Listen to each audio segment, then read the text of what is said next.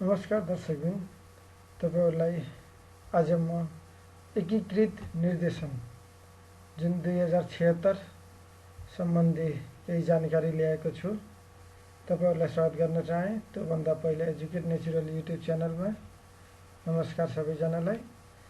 आज एकीकृत निर्देशन 2076 को जुन निर्देशन हेर्ने हो भने 21 वटा निर्देशन छ, तर त्यसमध्ये 6 वटा निर्देशन म तपाईहरुमा आज प्रस्तुतिकरण दिनेछु।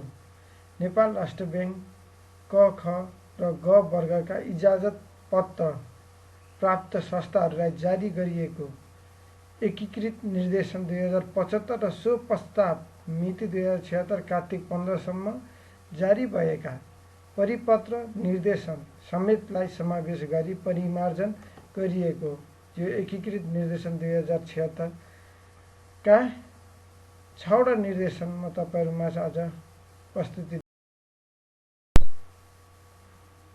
विषय सूची यस्तो रहेको छ, जुन क्रमशः 1 देखि 6 वटा निर्देशन छ।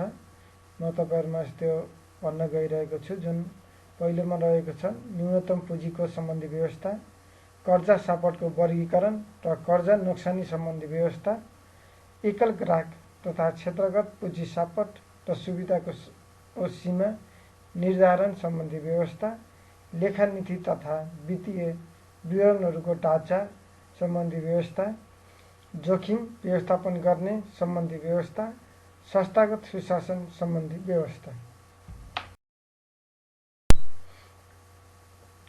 पहिलो निर्देशन जुन रहेको थियो न्यूनतम पुँजीको सम्बन्धी व्यवस्था, यस्तो उल्लेख छ यो व्यवस्था सम्बन्धी जुन नेपाल राष्ट्र बैंकबाट क, ख र ग वर्गको इजाजत पत्र प्राप्त संस्थाले कायम गर्नुपर्ने न्यूनतम पुँजीको सम्बन्ध नेपाल राष्ट्र बैंक ऐन 2058 को दफा 79 ले दिएको अधिकार प्रयोग गरी दिएको निर्देशन जारी गरिएको छ भनिएको छ, जस सम्बन्धी प्राथमिक पुँजी र पुँजी कोषको कुरा गरिएको छ।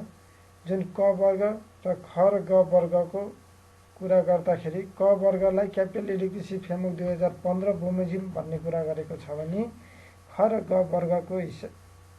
ग वर्गलाई हेर्ने हो भने क्यापिटल एडिक्वेसी फ्रेमवर्क 2007 अनुसार जुन अपडेटेड जुलाई 2008 अनुसार अथवा बमोजिम गर्ने कुरा यहाँ उल्लेख छ यो स्लाइडमा।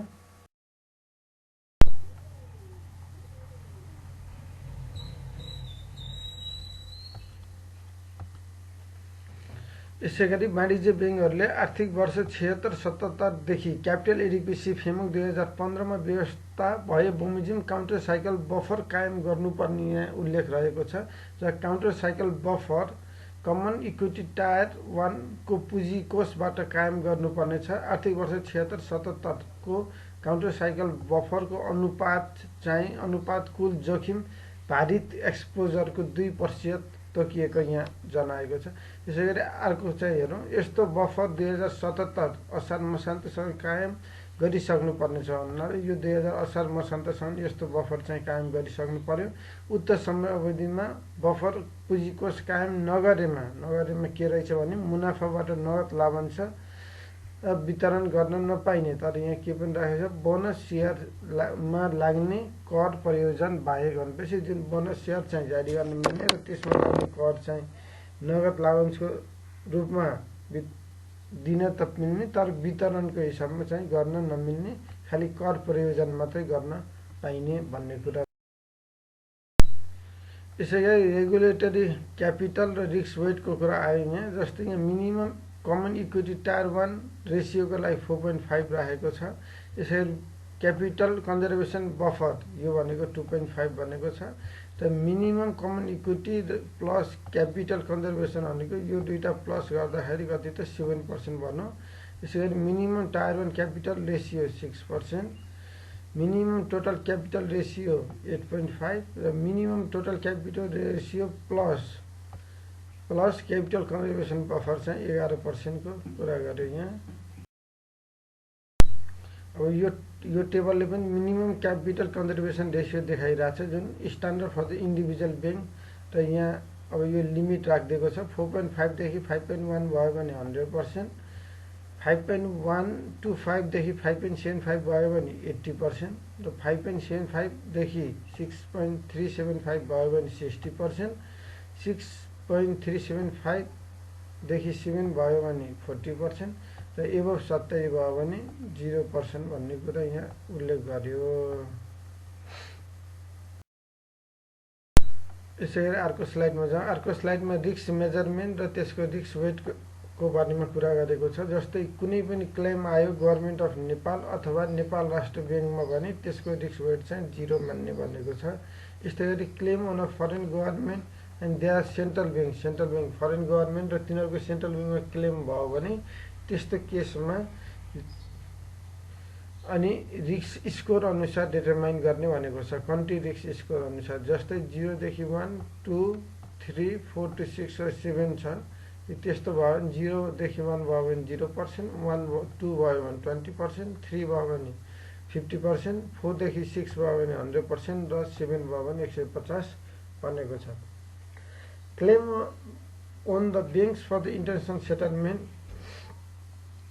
International Monetary Fund, European Central Bank, European Community will receive 0 risk weight भनेको छ। यिनीहरूमा क्लेम आयो भने त्यति बेला चाहिँ 0 रिस्क वेट हुन्छ भनेको छ। यसैगरी मल्टिलेटरल डेभलपमेन्ट ब्याङ्कमा पनि क्लेम चाहिँ 0 हुन्छ भनेको छ। World bank group comprise of international bank for the reconstruction and development and international finance corporation भनौँ। यसैगरी मल्टिनेसनल कम्पनी जुनमा रिस्क 0 हुन्छ भनेको छ। त्यसमा जस्तै Asian development bank, African development bank, European bank for the reconstruction and development, inter American development bank, European investment bank, European investment fund, Nordic investment bank, Caribbean development bank, Islamic development bank र council of European development bank भनेर रहेको छ। यिनीहरूमा सबैमा risk weight चाहिँ 0 हुन्छ भनेको छ।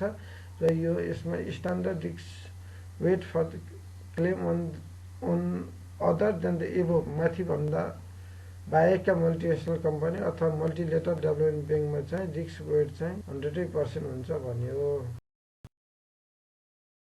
यसैगरी risk weight claim on the domestic public सेक्टरमा रिस्क वेट क्लेम 100% हुन्छ भन्यो। फरेन पब्लिक अथवा कर्पोरेट सेक्टरमा चाहिँ risk weight as per the country risk भनौँ। त्यस्तै कन्ट्री रिस्कमा 0 देखि 1, 2, 3 देखि 4 र 7 भनौँ।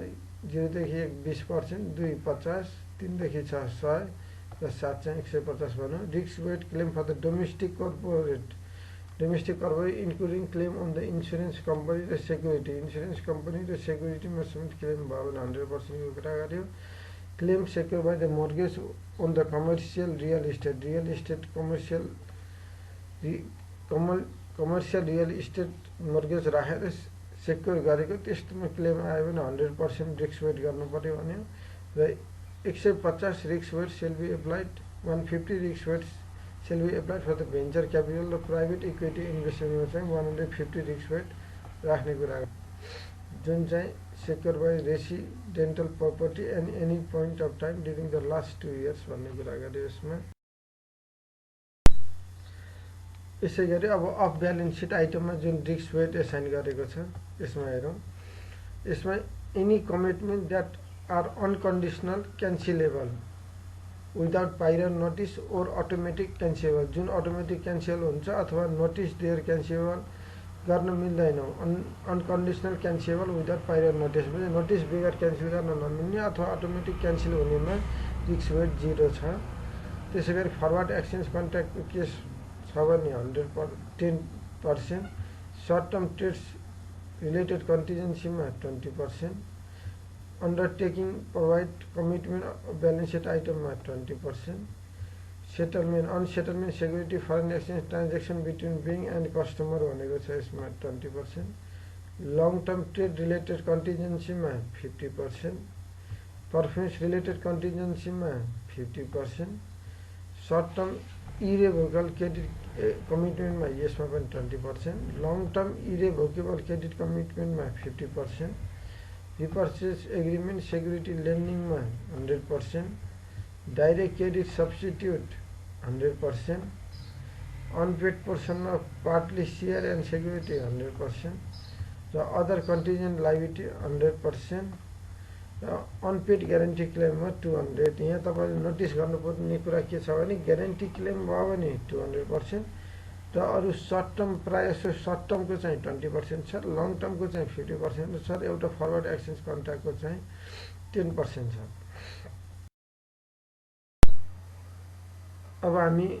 अब हामी दोस्रो निर्देशनतर्फ लागौँ। दोस्रो निर्देशन यस्तो रहेको छ, कर्जा सपटको वर्गीकरण र कर्जा नोक्सानी व्यवस्था सम्बन्धी रहेको छ। यहाँ हेर्न सक्नुहुन्छ वर्गीकरण र नोक्सानी सम्बन्धी व्यवस्था। वर्गीकरण भन्नाले उसलाई 5वटा प्रकारले वर्गीकरण गरेको छ। पास असल कर्जा, सूक्ष्म निगरानी वाच लिस्ट, कमसल सब स्ट्यान्डर्ड, शङ्कास्पद डाउटफुल र खराब लस भनेर। अब यो नोक्सानी व्यवस्था चाहिँ 1%, 5%, 25%, 50% र 100% भनेको छ। यहाँ जुन भाका ननागेका र 1 महिनासम्म नागेका, 1 महिनासम्म भाका नागेका कर्जालाई चाहिँ पासमा राख्यो, 1 महिनादेखि 3 महिनासम्म वाच लिस्टमा राख्यो, 3 महिनादेखि 6 महिनासम्म सब स्ट्यान्डर्ड, 6 महिनादेखि बढीमा 1 वर्षसम्मकोलाई डाउट अथवा शङ्कास्पद, त्यसपछि खराब कर्जा 1 वर्षभन्दा माथिकालाई चाहिँ खराब कर्जामा वर्गीकरण गरेको छ। पुनर्संरचना वा पुनर्तालिकाकरण गर्ने समयमा असल वर्गमा वर्गीकरण भइरहेका कर्जाहरूलाई पुनर्संरचना वा पुनर्तालिकाकरण गर्दा न्यूनतम 12.5% कर्जा नोक्सानी व्यवस्था गर्नुपर्ने। कमसल, शङ्कास्पद र खराब वर्गमा वर्गीकरण भइसकेका कर्जाहरूलाई पुनर्संरचना वा पुनर्तालिकाकरण गर्दा पूर्ववत कायम गरिएको कर्जा नोक्सानी व्यवस्था लगातार 2 वर्षसम्म नियमित भएको अवस्था बाहेक कुनै समायोजन गर्न पाइने छैन भनेको छ। यो यदि उनीहरू लगातार 2 वर्षसम्म नियमित ब्याज तिरेको अवस्था छैन भने तिनीहरूलाई पुनर्तालिका अथवा पुनर्संरचना गर्दाखेरि खराब, शङ्कास्पद र कमसल छ भने तिनीहरूको यथावत पूर्ववत व्यवस्था गरेको नोक्सानी अनुसार जानु पर्यो भने असल कर्जाको केसमा 12.5%ले नोक्सानी व्यवस्था गर्नु पर्यो। पुनर्संरचना वा पुनर्तालिकाकरण गरिएका कर्जाको सावा र किस्त ब्याज भुक्तानी लगातार 2 वर्षदेखि नियमित भएको छ भने त्यस्तो कर्जालाई के गर्न सकियो भने असल कर्जामा परिणत गर्न सकिने व्यवस्था यहाँ रहेछ। यसैगरी सक्रिय कर्जाका लागि गरिएको कर्जा नोक्सानी व्यवस्थालाई सामान्य कर्जा नोक्सानी व्यवस्था, जेनरल लोन लस प्रोभिजन र निष्क्रिय कर्जालाई त्यो प्रोभिजन गर्यो भने त्यस्तो केसलाई स्पेसिफिक लोन लस प्रोभिजन अथवा विशेष कर्जा नोक्सानी व्यवस्था भन्ने यहाँ उल्लेख। इजाजत पत्र संस्थाले साकार गरेको गैर ब्याङ्किङ सम्पत्ति यदि इजाजत पत्र प्राप्त संस्थाले साकार गरेका छन् भने गरेकै मितिदेखि 7% नोक्सानी व्यवस्था कायम गर्नुपर्नेछ। गैर ब्याङ्किङ सम्पत्ति बिक्री भएको अवस्था यस्तो सम्पत्तिका लागि सिर्जना गरिएको नोक्सानी व्यवस्थाको आवश्यक हिसाब मिलान गर्नुपर्नेछ भनेको। यहाँ के भनेको छ भने यदि इजाजत पत्र संस्थाले कुनै गैर ब्याङ्किङ सम्पत्ति साकार गर्यो भने त्यही मितिदेखि नोक्सानी व्यवस्थापन गर्ने र बिक्री गर्यो भने त्यही मितिदेखिबाट हिसाब मिलान गर्नुपर्ने भन्ने कुराको छ। यसैगरी रु 25 लाखभन्दा बढी कर्जा रकम बकौता रहेका ग्राहकको सुरक्षित सम्पत्ति गैर ब्याङ्किङ सम्पत्तिको रूपमा साकार गर्दा सम्बन्धित पक्षलाई अनिवार्य रूपमा कालो सूचीमा समावेश गर्नुपर्नेछ। यदि कुनै पनि ग्राहकले पैसा नतिरेको केसमा 25 लाखभन्दा बढी नतिरेको केसमा उसको सम्पत्ति साकार गर्यो भने अनिवार्य रूपमा त्यस्तो ग्राहकलाई कालो सूचीमा राख्नुपर्ने कुरा यहाँ उल्लेख गर्यो। धितो पत्र विनिमय बजार सूचीकृत संस्थाहरूको सेयरको धितोको हकमा सुरक्षा बापत राखिने सेयरको मूल्याङ्कन गर्दा stock exchange Nepal stock exchange लिमिटेडले प्रकाशित गरेको पछिल्लो 180 दिनको अन्तिम मूल्यको औसत मूल्य र सेयरको प्रचलित बजार मूल्य मध्ये जुन कम हुन्छ भनेको 180 दिनको सेयरको पछिल्लो बजार मूल्य र हालको प्रकाशित बजार मूल्य मध्ये जुन कम हुन्छ त्यसैलाई लिएर चाहिँ 65% रकमसम्म सेयर धितो कर्जा प्रवाह गर्न सकिने कुरा यहाँ उल्लेख रह्यो। यसैगरी बैंक तथा वित्तीय संस्थाले जारी गरेको बैंक जमानत भनेको बैंक ग्यारेन्टी बापत यदि बेनिफिसियरीलाई रकम भुक्तानी दिनु पर्यो भने त्यस्तो केसमा चाहिँ 7 कार्यदिनभित्र भुक्तानी दिइसक्नु पर्नेछ। यो चाहिँ केबाट छ, international chamber commerce uniform rules for the demand guarantee 758 URDG 758 अन्तर्गत यो चाहिँ लागू हुन्छ। यो कार्यविधि जमानतको हकमा भने URDG-मा भएको व्यवस्थाको अधीनमा रही भुक्तानी सम्बन्धी निटय गर्नुपर्ने कुरा यहाँ उल्लेख रहेको छ। यसैगरी भुक्तानीका लागि दाबी परेको जमानत बापत सम्बन्धित दायित्व पुँजीकोष अनुपात गणना गर्ने प्रयोजनका लागि 200% जोखिम भार प्रदान गर्नुपर्ने। यस्तो केसमा रिस्क वेट चाहिँ 200 जमानतको कारणले गर्दा यो भयो भने यस्तो केसमा 200% रिस्क वेट एसाइन गर्ने भन्ने कुरा आयो। यो चाहिँ हामीले अघिल्लो जुन अफ ब्यालेन्स सिट आइटम हेर्दाखेरि त्यहाँको टेबलमा पनि हामीले हेऱ्यौँ, टेबलमा पनि रिस्क वेट हेऱ्यौँ। जमानतको बैंक ग्यारेन्टीको लागि 200% नै त्यहाँ राखेको थियो त्यो टेबलमा पनि। यसैगरी टिआर रिसिभ कर्जा, टिआर लोन, बिल डिस्काउन्टिङ वा अन्य प्रकृतिका आयात कर्जा प्रदान गर्दा अधिकतम 120 दिनसम्मको अवधिका लागि कर्जा प्रवाह गर्न सकिने। यस्तो टिआर लोनको हिसाबमा 120 दिनभन्दा बढी दिनको लागि कर्जा दिन नमिल्ने भन्ने कुरा यहाँ उल्लेख छ। यसैगरी बैंक तथा वित्तीय संस्थाले अधिविकट ओभरड्राफ्ट लगायतका परियोजना नखुलेका व्यक्तिलाई कर्जा प्रवाह गर्दा ग्राहकले रु 50 लाखसम्म मात्र प्रवाह गर्न सक्ने। बैंक तथा वित्तीय संस्थाहरूले छुट्टै एकमुष्ट गरी 50 लाख वा सोभन्दा बढी रकम कर्जा कुनै व्यक्तिलाई प्रवाह गर्नु परेमा यस्तो व्यक्तिको अनिवार्य रूपमा प्यान नम्बर लिएको हुनुपर्छ भन्ने कुरा गरे। स्थायी लेखा नम्बर बैंक तथा वित्तीय संस्था वा फर्म कम्पनीले कर्जा प्रवाह गर्दा नवीकरण गर्दा ऋणीसँग पछिल्लो कर चुक्ता प्रमाणपत्र लिनुपर्ने कुरा अथवा अद्यावधिक गर्नुपर्ने कुरा यहाँ उल्लेख रह्यो। प्रमाणपत्र लिएर मात्र कर्जा प्रदान वा नवीकरण गर्नुपर्ने। इजाजत पत्र बैंक तथा वित्तीय संस्थाले रु 50 करोड वा सोभन्दा माथिको कर्जा प्रयोग गर्ने ऋणीहरूको कर्जा प्रवाह नवीकरण गर्दा क्रेडिट रेटिङ एजेन्सी वा रेटिङलाई कर्जा मूल्याङ्कनको आधार रूपमा लिनुपर्नेछ। यो भनेको यदि 50 करोडभन्दा माथिको यदि कर्जा उपयोग गरेको छ भने त्यस्तो ऋणीलाई हामीले मूल्याङ्कन गर्दाखेरि त्यसको क्रेडिट रेटिङ एजेन्सीले गरेको रेटिङ अनुसारै गर्नुपर्ने कुरा।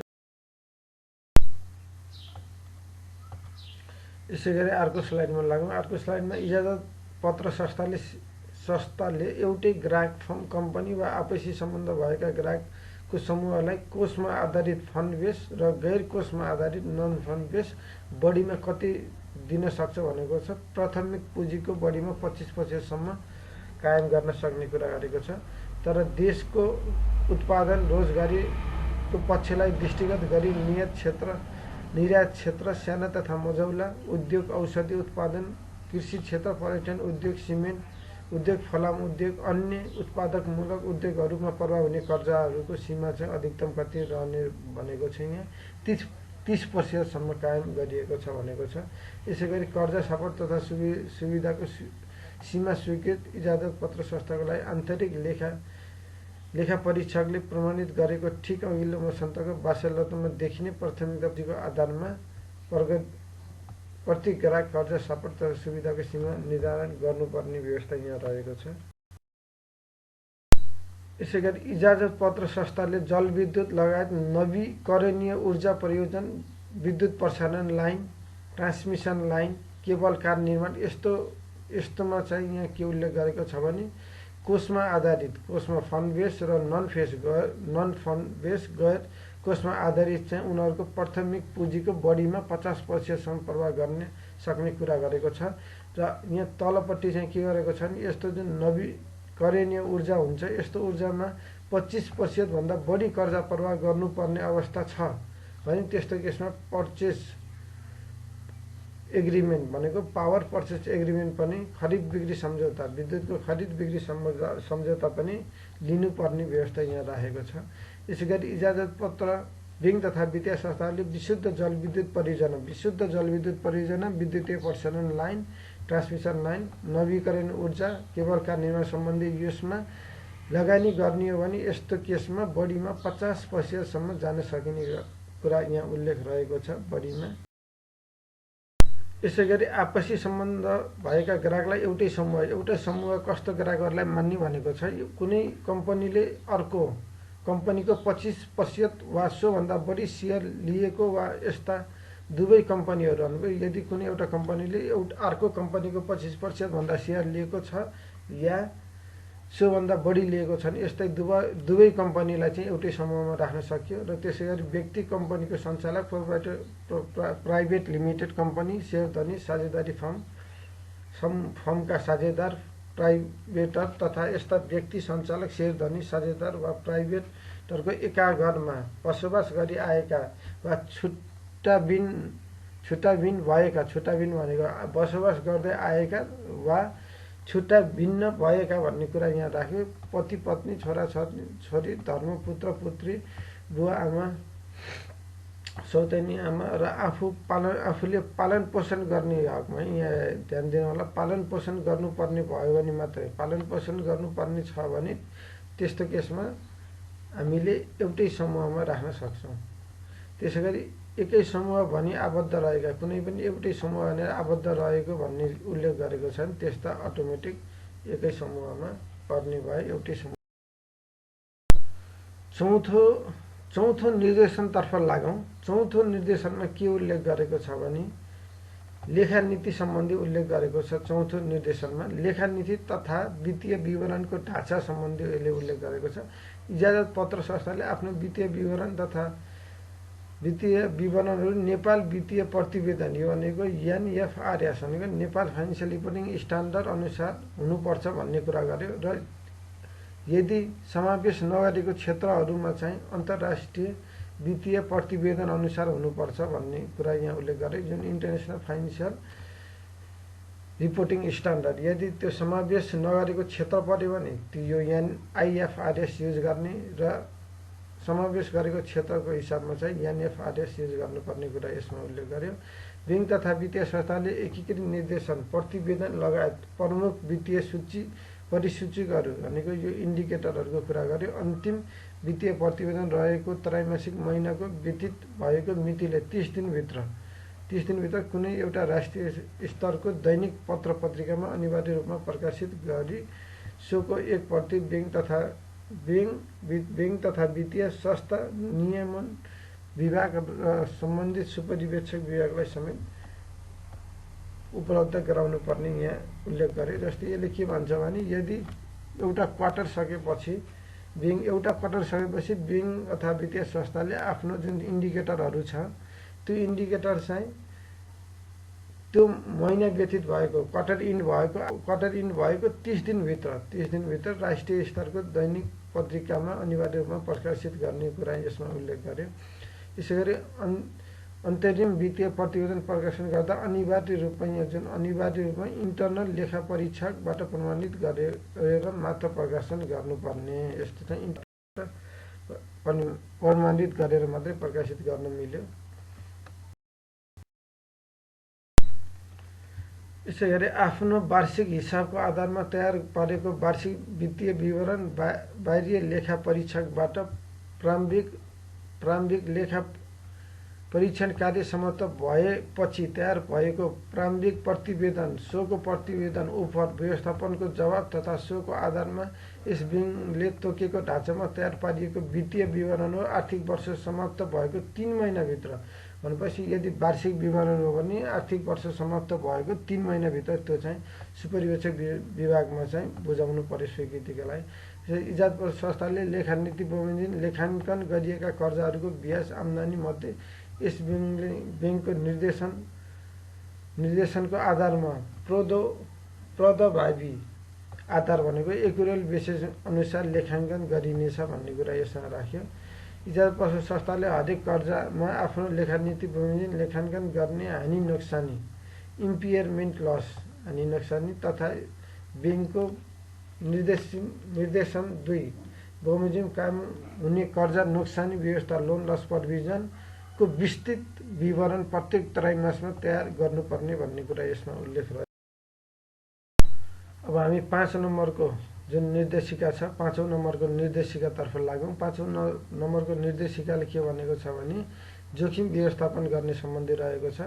प्रभावकारी जोखिम व्यवस्थापनका लागि संस्थाले देय बमोजिम जोखिम वर्गीकरण गर्नुपर्नेछ भनेपछि यो जुन रिस्कहरू जुन आइडेन्टिफाई गरेको छ, मूलधार रिस्कहरू यो उल्लेख गरेको छ। कर्जा जोखिम भनेको क्रेडिट रिस्क, कुनै पनि कर्जा डिफल्ट हुने रिस्क चाहिँ यो कर्जा रिस्क सम्बन्धी पर्यो र यसलाई चाहिँ जुन अब यो जुन संस्थाले यस्तो मूल्याङ्कन प्रणाली तयार गर्दा अन्तर्राष्ट्रिय उत्कृष्ट अभ्यासहरूलाई बेस्ट इन्टरनेसनल प्र्याक्टिस अनुसार यो मूल्याङ्कन गरेको हुनुपर्ने हुन्छ कर्जालाई, ताकि क्रेडिट रिस्कबाट अलिकति जोगिन सक्ने कुरा यहाँ राखियो। त्यसैगरी सञ्चालन जोखिम भने अपरेसन रिस्क, अपरेसनबाट हुने रिस्कहरू यसमा उल्लेख गर्यो। कुनै कर्मचारी प्रति अधिक निर्भरता, एउटै कर्मचारीमा लामो समय एकै स्थानमा गर्ने तथा कर्मचारी बीच मेलमतोका कारण उत्पन्न हुन सक्ने कर्मचारीको सम्बन्ध जोखिम न्यूनीकरणका लागि कर्मचारी पद स्थापना एवं सरुवा लगायतका कार्य प्रभावकारी हुनुपर्छ भन्ने कुरा अपरेसन रिस्कमा राख्यो। तरलता जोखिम लिक्विडिटीको रिस्कको कुरा गर्यो। यो जुन credit to core deposit domestic deposit CCD छ, त्यो 80% नाग्न नहुने कुरा यसमा उल्लेख गरेको छ। यसैगरी अरू जस्तै तरलता जोखिमको लागि टाइम इन्टरभलको कुरा, मेच्युरिटी कुरा मिलाउनु पर्छ भन्ने कुरा यसमा उल्लेख गरेको। यसैगरी बजार जोखिम भनेको बजारबाट मार्केटबाट हुने रिस्कको कुरा गर्यो। जुन बजारमा जुन ब्याज दर उतार चढाव हुन्छ, उतार चढाव हुनेबाट सिर्जना हुने जोखिमहरू यसमा समावेश गर्ने कुरा भयो। यसैगरी ब्याज दर जोखिम भनेको इन्ट्रेस्ट रेट रिस्क भनेको जुन इन्ट्रेस्टबाट उत्पन्न हुने रिस्कहरू, ब्याज दर सम्बन्धी उतार चढावबाट सिर्जना हुने जोखिमहरू यसमा पर्न गयो। जस्तै यसमा के हुन्छ, for minimising such risk tool साथै जान्छ। यस्तो रिस्कहरू मिनिमाइज गर्ने interest sensitive asset and liability अथवा maturity mismatch, cash balance gap analyse, non interest bearing एकाउन्टहरू सम्बन्धी त्यस्तो एकाउन्टहरू खोल्ने, टाइम इन्टरभल हेर्ने, यस्तो कुराहरू मिलाउन सकियो भने यो रिस्कबाट मिनिमाइज गर्ने कुरा यहाँ उल्लेख गर्यो।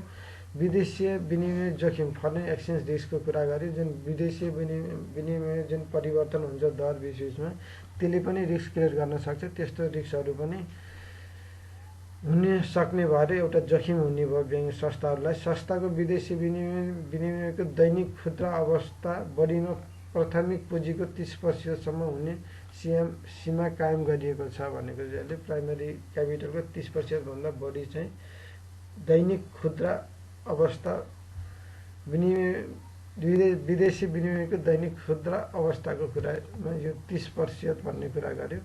अन्य जोखिम भनेको अरू जोखिम पनि हुन सक्छन्, जस्तै रेपुटेसनको risk, strategic risk, AML CFT को रिस्क, एन्टी मनी लन्डरिङको कुरा आयो यहाँ। कम्बेट यो जुन क्रिमिनल फाइनेन्सियल सम्बन्धी पनि यो जोखिमहरू हुने कुरा यसमा। आतंकवादको कुरा गर्यो, सम्पत्ति शुद्धिकरणको कुरा गर्यो। आतंककारी क्रियाकलाप सम्बन्धी लगानी भयो भने त्यस्तो पनि रिस्क हुन सक्यो। CFT रिस्कको कुराहरू गर्यो यहाँ। यसैगरी आजको अन्तिम जुन निर्देशिका रहेको छ संस्थागत सुशासन सम्बन्धी यस्तो रहेको छ। आज जुन म तपाईहरुलाई 1 देखि 6 वटा निर्देशिका सम्बन्धी कुरा गरेँ भने आगामी दिनहरुमा 6 देखि 12 यसरी नै जान्नेछु र तपाईलाई जुन एक निर्देशन छ त्यो चाहिँ म पुरै समावेश गर्नेछु। यो च्यानललाई सब्स्क्राइब गर्नुहोला, लाइक गर्नुहोला। केही न केही तपाईहरुले ज्ञान गुणका कुराहरू प्राप्त गर्नु हुनेछ भन्ने आशा पनि राख्छु। जस्तै संस्थागत सुशासन सम्बन्धी यहाँ के छ भने सञ्चालक प्रत्यक्ष र अप्रत्यक्ष रूपमा संस्थाको हित विपरीत हुने कुनै पनि किसिमको गतिविधिमा संलग्न हुँदैन भनेको छ। सञ्चालक यदि सञ्चालक हो भने प्रत्यक्ष तथा अप्रत्यक्ष रूपमा कुनै पनि संस्थाको हित विपरीत चाहिँ त्यो संलग्न हुँदैन भन्ने कुरा गरेको छ। सञ्चालक निजको वित्तीय स्वास्थ्य भनेको वित्तीय स्वास्थ्य रहेका ग्राहकहरूबाट कारोबार गराउन पनि नपाइने कुरा गरेको छ। सञ्चालक वा एक पैसाभन्दा बढी शेयर लिएका शेयरधनी वा निजको परिवारको स्वामित्वमा रहेको वित्तीय स्वार्थ रहेको फर्म कम्पनीसँग घरबाट लिई कारोबार गर्न पाइने छैन भन्ने उल्लेख यहाँ रहेको छ। एकभन्दा बढी इजाजत पत्र संस्थाहरूको सञ्चालक, सल्लाहकार वा कार्यकारी अधिकार प्रयोग गर्ने अन्य कुनै पदमा रहन नपाइने कुरा गरेको छ। कुनै एक संस्थानमा इजाजत पत्र संस्थाको सञ्चालक छ, सल्लाहकार छ अथवा कार्यकारी अधिकारी छ भने अरू संस्थानमा कुनै पदमा काम गर्न पाइने छैन भन्ने कुरा गरे यहाँ। यसरी सञ्चालकले आफ्नो पद र नामको दुरुपयोग गर्न नमिल्ने कुरा यहाँ चाहिँ उल्लेख गर्यो। यसै गरी इजाजत संस्थाले लेखा सम्बन्धी अभिलेख प्रतिवेदन पुनः दुरुस्त रूपमा राखेको हुनुपर्छ भन्ने कुरा यसमा गरेको छ र व्यक्तिगत रूपमा थपघट गर्न नपाइने भन्ने यहाँ कुरा गरेको छ। सञ्चालकले ग्राहकको सूचना र कारोबारको गोपनीयता कायम गर्नुपर्छ भने कुनै पनि सञ्चालकले ग्राहकको बारेमा अन्य जानकारीलाई बाहिर जानकारी चाहिँ दिन मिलेन, गोपनीयता कायम राख्नुपर्ने कुरा। यसै गरी कुनै ग्राहकको व्यवसाय वा वित्तीय सूचना ग्राहकको लिखित स्वीकृति लिएर मात्रै दिन मिल्ने भन्ने कुरा यहाँ गरेको छ। वा संस्थालाई दिन सकिने भनेको लिखित ग्राहकले कुनै पनि ग्राहकले आफ्नो बारेमा लिखित माग्यो भने मात्रै त्यो ग्राहकलाई दिन सकिन्छ। ग्राहकको व्यवसाय वा वित्तीय सूचना ग्राहकको लिखित स्वीकृतिमा भनेको आफ्नै ग्राहकले लिखित स्वीकृति दिएको केसमा मात्रै उसलाई चाहिँ विवरण दिन सकिने कुरा गर्यो। सञ्चालक समितिको सदस्य या मानसिक माफिकको कारण पूर्व सूचना बिना लगातार 3 पटकभन्दा बढी समितिको बैठक अनुपस्थिति भएमा यस्तो सञ्चालकलाई पदको स्वतः रिक्त मानिनेछ। भनेपछि यदि कुनै पनि सञ्चालकले टाइममा इन्फर्म गरेन अथवा 3 पटकभन्दा बढी इन्फर्म नगरेको अवस्थामा ऊ अनुपस्थिति भएको छ भने त्यस्तो सञ्चालकको पद चाहिँ स्वतः रिक्त भएको मानिने भनेर यहाँ उल्लेख रहेको छ। एकभन्दा बढी व्यक्ति इजाजत पत्र संस्थाको सञ्चालक वा कार्यकारी प्रमुख हुन नपाउने भनेको छ। एकभन्दा बढी व्यक्ति, एउटै व्यक्ति चाहिँ सञ्चालक पनि कार्यकारी प्रमुख पनि हुन नमिल्ने कुरा यसमा उल्लेख गर्यो।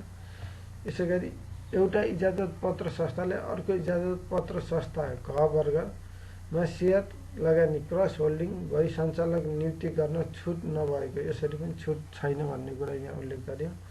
कुनै पनि फर्म तथा कम्पनीमा कालो सूचीमा परेको, कालो सूचीमा रहेको अवधि र कालो सूचीबाट हटेको 3 वर्षसम्म यस्तो फर्म वा कम्पनीको तर्फबाट सञ्चालक मनोनयन नियुक्तिका लागि योग्य हुने छैन भने कुनै पनि कम्पनीमा कालो सूची छ भने र कालो सूचीबाट हटेको 3 वर्ष पुरा भएको छैन भने त्यस्तो सञ्चालकलाई चाहिँ नियुक्ति अथवा मनोनयन अथवा नियुक्तिको लागि योग्य हुने छैन भन्ने कुरा गर्यो। त्यस्तो सञ्चालक योग्य नहुने भन्ने कुरा यहाँ उल्लेख गर्यो।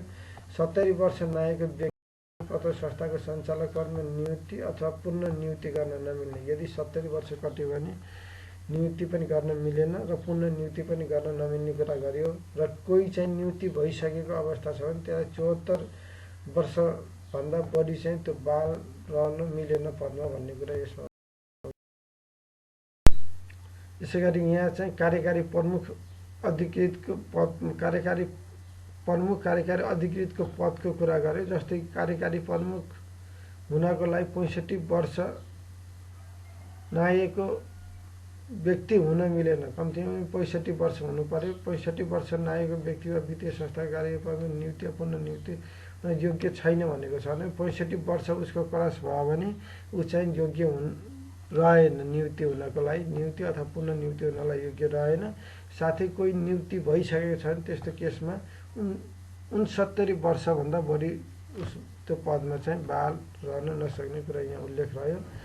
कार्यकारी प्रमुखले आफू कार्यरत संस्था बाहेक यस विङबाट इजाजत पत्र अन्य कुनै पनि संस्थामा आंशिक रूपमा समेत काम गर्न नमिल्ने भन्ने कुरा यसमा जनायो। काम गर्नु हुँदैन भन्ने कुरा गरेको छ भनेपछि आंशिक रूपमा पनि अरू संस्थामा काम गर्न मिल्दैन भन्ने कुरा गरेको छ। जुन कार्यकारी प्रमुखले कुनै विङ तथा वित्तीय संस्थाका कार्यकारी प्रमुख अर्को कुनै व्यवसाय संस्थामा सञ्चालक कार्यकारी प्रमुख अन्य पदाधिकारी कर्मचारी अन्य कुनै पनि पदमा रही काम गर्न पाउने छैनन्। तर बैंक तथा वित्तीय संस्थाले पूर्वाधार विकास बैंक, यहाँ हेर्नुहोस् है, पूर्वाधार विकास बैंकमा लगानी गरेको अवस्थामा सो संस्थाको सञ्चालक हुन यस व्यवस्थाले बाधा नपुर्याएको मानिनेछ भन्नाले के भन्छ, पूर्वाधार विकास बैंक हो भने कुनै पनि कार्यकारी प्रमुख अथवा सञ्चालक अथवा अन्य पदाधिकारी कर्मचारी पनि सञ्चालक हुन पाउने भए कुन त पूर्वाधार विकास बैंकको हकमा मात्रै।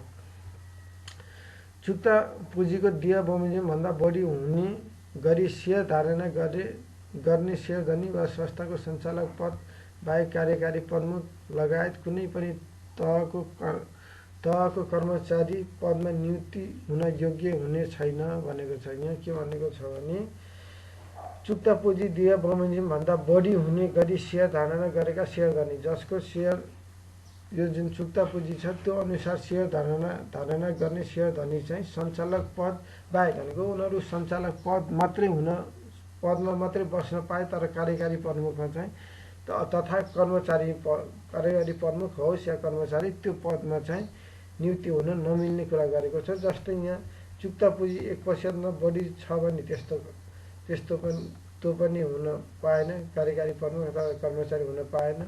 2% छ भने पनि पाएन र 5% छ भने पनि पाएन। तर यो क वर्गको केसमा 1%, ख वर्गको 2% र ग वर्गको केसमा 5% भन, तिनीहरू खालि सञ्चालक मात्र हुन पाए, अरू चाहिँ हुन मिलेन भन्ने कुरा। कर्मचारी तथा कार्यकारी प्रमुख चाहिँ हुन मिलेन भन्ने कुरा यसमा रह्यो। यसै गरी कार्यकारी प्रमुख लगातार 2 पटकभन्दा बढी पदमा निर्वाचित वा मनोनित वा नियुक्ति हुन नसक्ने कुरा यसमा गर्यो। भनेपछि कार्यकारी प्रमुख बढीमा 2 पटक मात्र हुने, लगातारको केसमा निर्वाचित लगातार चाहिँ 2 पटक मात्र हुन मिल्ने भन्ने कुरा यसमा उल्लेख रह्यो। कार्यकारी प्रमुख कार्यकारी अधिकृत पदमा रिक्त भएको 3 महिनाभित्र अनिवार्य पद पूर्ति गरिसक्नु पर्ने व्यवस्था हुनुपर्छ। यदि कार्यकारी प्रमुख छोडेको अवस्था छ भने 3 महिनाभित्र पद पूर्ति चाहिँ गरिसक्ने व्यवस्था यसमा उल्लेख रह्यो। यसै गरी कर्मचारीले यस निर्देशनमा तोकिएको आचरणहरू अनिवार्य रूपमा पालना गरे नगरेको विवरण आर्थिक वर्ष समाप्त भएको 15 दिनभित्र अनिवार्य रूपमा सुपरिवेक्षक विभागमा पठाउने कुरा यसमा उल्लेख रह्यो। यसै गरी क वर्गका वाणिज्य बैंक, ख वर्ग र ग वर्गका इजाजतपत्र संस्थाले नियमित रूपमा दबाव परीक्षण स्ट्रेस टेस्टिङको गर्नुपर्ने कुरा यहाँ उल्लेख रह्यो। र भविष्यमा अपनाउनु पर्ने आवश्यक नीति निर्माण वा निर्णय प्रक्रियालाई सञ्चालक समितिको सुझाव पेश गर्ने भन्ने कुरा यसमा रह्यो। दियो विकास लक्ष्य, नेपालको दियो विकास लक्ष्य 2016 देखि 2030 भनेर यहाँ उल्लेख रहेको छ। यस्ता र यो लक्ष्यहरू चाहिँ पहिचान गरेका 17वटा क्षेत्रहरूमा तोकिएको लक्ष्य प्राप्तिमा सहयोग हुने गरी अन्य प्रत्यक्ष तथा अप्रत्यक्षहरू खर्चहरू भनेको छ। यसमा जुन खर्चहरू गर्न मिल्ने कुराहरू यहाँ उल्लेख रहेको छ। जुन दियो विकास लक्ष्यलाई जुन सपोर्ट गर्नको लागि जुन 2016 देखि 2030सम्म लिएको छ रणनीति, त्यसलाई समर्थन गर्न 16वटा क्षेत्र तोकेको छ। त्यो तोकेको क्षेत्रमा चाहिँ खर्च गर्न मिल्ने प्रत्यक्ष या अप्रत्यक्ष रूपमा भन्ने यहाँ उल्लेख रह्यो। सञ्चालक पदबाट जुनैसुकै कारणले हटेमा कम्तीमा 6 महिनासम्म व्यथित नभई यस बैंकबाट इजाजतपत्र संस्थामा सञ्चालक लगायत अन्य कुनै पनि हैसियतमा कार्य गर्न पाउने छैन भनेको छ। जस्तै सञ्चालक पदबाट कुनै हटेको छ र त्यो 6 महिना व्यथित भयो भने हटेको नभई भनेपछि 6 महिना व्यथित भएको केसमा मात्रै उनीहरू इजाजतपत्र संस्थाका सञ्चालक लगायत अन्य कुनै पनि हैसियतमा कार्य गर्न पाउने छैनन् भनेको छ। 6 महिना हटेको 6 महिनाभन्दा अगाडि चाहिँ उनीहरूले त्यस्तो चाहिँ कार्यहरू गर्न नमिल्ने भनेको छ। 6 महिना चाहिँ व्यथित हुनु पर्यो, त्यस्तो कार्य गर्नलाई कम्तीमा पनि 6 महिना चाहिँ समय बिताएको हुनु पर्यो भन्ने कुरा उल्लेख गरेको छ। यसमा तपाईँहरूलाई जुन आज म एकीय निर्देशन 2076 को सम्बन्धी केही जानकारी राखेँ। त्यो निर्देशन 1 देखि 6 सम्मको थियो र यो जुन निर्देशन जुन मैले समावेश गरेको छु यस निर्देशनमा जुन महत्त्वपूर्ण कुराहरू मात्रै मैले समावेश गरेको छु। यो एकदम लेन्दी छ, 464 पेजको छ। यो सबै तपाईँहरूले पढेर साध्य लाग्दैन, तर यसको एउटा एउटा निर्देशनमा महत्त्वपूर्ण कुराहरू समावेश मैले गर्न प्रयास गरेको छु।